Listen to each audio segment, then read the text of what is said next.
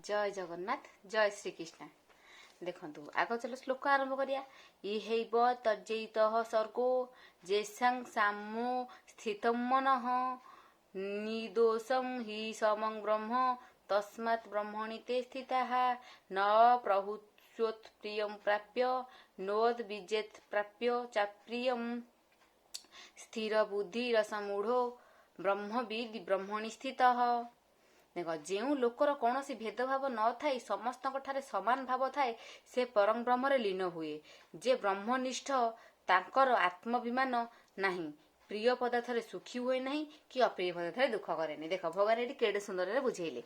देख जो लोकर कौन भेदभाव न थाई, देख जो लोक क्या भेदभाव करे, ये छोट जाति ये बड़ जाति ये असुंदर ये सुंदर, जी भेदभाव करे नहीं सी समस्त को समान भाव देखे, समस्त ठारे समान भाव थाए परम ब्रह्म लीन हुए। जी जार यहीपरि भावना मन रहिबो सी कौन परम ब्रह्म लीन हम।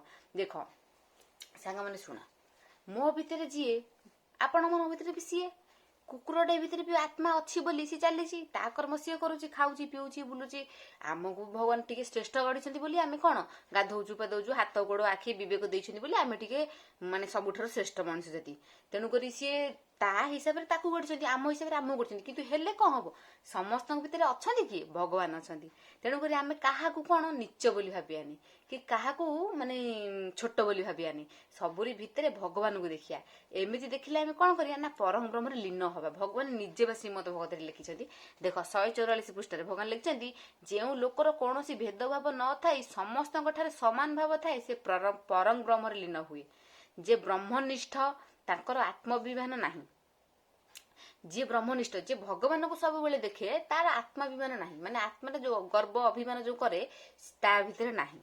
आ प्रिय पदार्थ सुखी हुए नहीं कि अप्रिय पदार्थ दुख करे ना। आज ये प्रिय जिनसा मिलला मु खुशी ही जीवी ना, भगवान दीछन्ति अप्रिय पदार्थ गोटे जिनस मिलले नहीं दुखी ही जीवी ना। से सबको समान भाव मिलला भगवान देले न मिलला भगवान देले।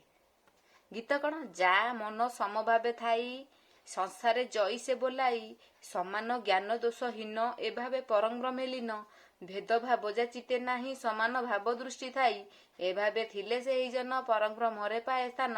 जे ब्रह्मनिष्ठ ज्ञानी धीर बुद्धि ताहांक अटे स्थिर आत्माभिमान अहंकार नथाए मनरे तांकर प्रिय पदार्थे हसे नुहे अप्रिय दुखित से नुहे। भगवान कहले प्रिय पदार्थ से खुशी हुए नहीं कि अप्रिय पदार्थ से दुख करे नहीं। जय जगन्नाथ।